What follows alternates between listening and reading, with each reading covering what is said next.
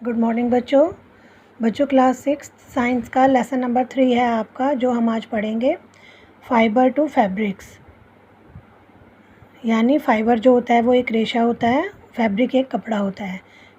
रेशे से जो कपड़ा तैयार होता है उसकी क्या प्रक्रिया होती है, इसके बारे में आप इस चैप्टर में जानेंगे।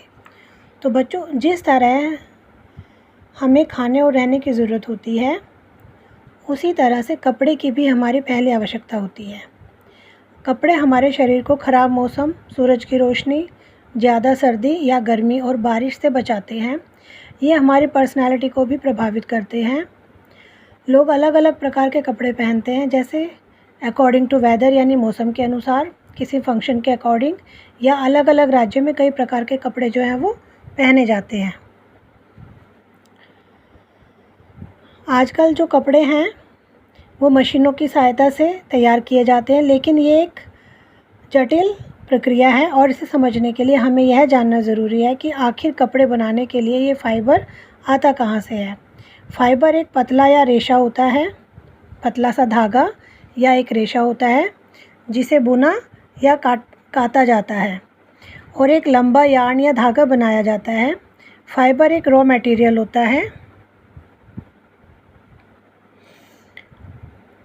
फाइबर जो है वो एक रॉ मटेरियल, यानी कपड़ा बनाने के लिए जो कच्चा माल कहलाता है वो होता है, जिसकी सहायता से कपड़ा बनाया जाता है। फाइबर जो है वो दो तरह का होता है, एक तो नेचुरल और दूसरा मैन मेड। नेचुरल जो प्राकृतिक रूप से हमें प्राप्त होता है, मैन मेड जिसे मनुष्य द्वारा तैयार किया जाता है।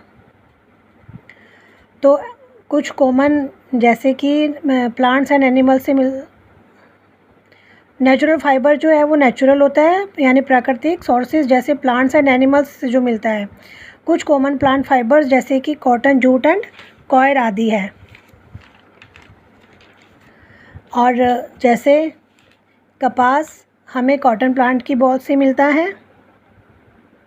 जूट जो है वो हमें जूट प्लांट के स्टेम से मिलता है। कॉयर हमें कोकोनट की जो बाहरी परत होती है उससे प्राप्त होता है। अब कुछ कॉमन एनिमल्स फाइबर जैसे कि वूल एंड सिल्क। तो वूल जो है वो हमें कहाँ से मिलता है? Sheep, goat, rabbit, yaks and camels के बालों से मिलता है। सिल्क जो है वो हमें कोकून से मिलता है, जिसे सिल्क वॉर्म यानी रेशम का कीड़ा कहते हैं। सिल्क वॉर्म जो मलबेरी के लीव्स को खाता है, उससे एक स्टिकी या चिपचिपा रेशा निकलता है जिसे कोकून कहा जाता है।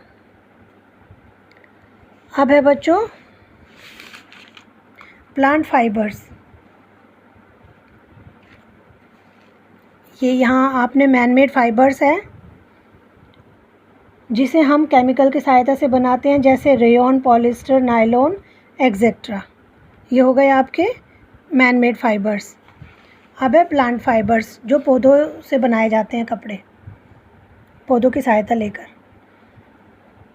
जैसे कॉटन एक मुलायम रेशा होता है जो कॉटन प्लांट के बीज के ऊपर आता है। कॉटन प्लांट पर जो फ्रूट आता है उसे कॉटन बॉल्स कहते हैं। जब ये पक जाते हैं तब इनमें से शीट्स के साथ कॉटन फाइबर आते हैं। अब ये फाइबर यूज़ किए जाते हैं यार्न बनाने के लिए कुछ अलग अलग स्टेप से, जैसे पिकिंग जो है वो कॉटन बॉल्स से फाइबर को अलग करना होता है। अब है गिनिंग। कॉटन बॉल्स में कॉटन के साथ शीट्स भी होते हैं। शीट से कॉटन को अलग किया जाता है। पहले हाथों की सहायता से अलग किया जाता था, आजकल मशीनों द्वारा इस प्रक्रिया को किया जाता है, जिसे गिनिंग कहा जाता है। अब है नेक्स्ट स्टेप है स्पिनिंग। रो कॉटन को सप्लाई किया जाता है इंडस्ट्रीज़ में गांठों के रूप में। इसे कॉटन को यार्न में बदला जाता है। फाइबर से यार्न बनाने की प्रक्रिया को स्पिनिंग यानी कताई कहा जाता है। अब है बच्चों इसमें नेक्स्ट आपका यूजेस ऑफ कॉटन, यानी कॉटन का जो इस्तेमाल है वो कहाँ किया जाता है। कॉटन फैब्रिक्स का इस्तेमाल हम shirts, T shirts, towel, suit, jeans आदि बनाने में करते हैं। कॉटन को गद्दों में, तकियों में भरने में भी इस्तेमाल किया जाता है। नेक्स्ट है जूट। जूट एक लंबा, मुलायम और चमक वाला फाइबर होता है जो हमें जूट प्लांट के स्टेम से मिलता है। हमारे देश में जूट की खेती वेस्ट बंगाल, असम, बिहार में होती है, जो रिवर गंगा और ब्रह्मपुत्र के आसपास के हैं। जूट की खेती के लिए हॉट एंड ह्यूमिड क्लाइमेट और भारी वर्षा की ज़रूरत होती है। फसल के दौरान फिर कटाई के बाद जूट प्लांट के डंठल को बंडल बनाकर उन्हें किसी तालाब या पानी में डाल दिया जाता है। कुछ दिनों के लिए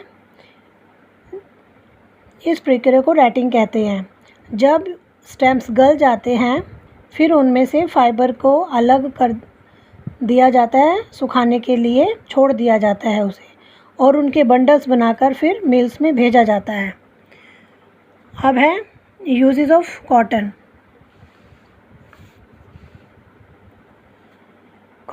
यूजेस ऑफ जूट। जूट का यूज़ कहाँ किया जाता है? जूट को बड़ी मात्रा में जैसे बैग्स बनाने में, बोरी, कारपेट्स, कर्टन्स एंड ड्रॉप्स आदि में होता है।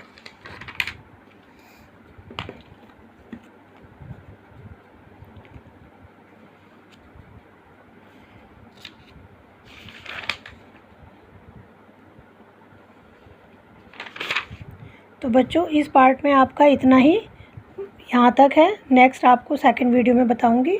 ओके।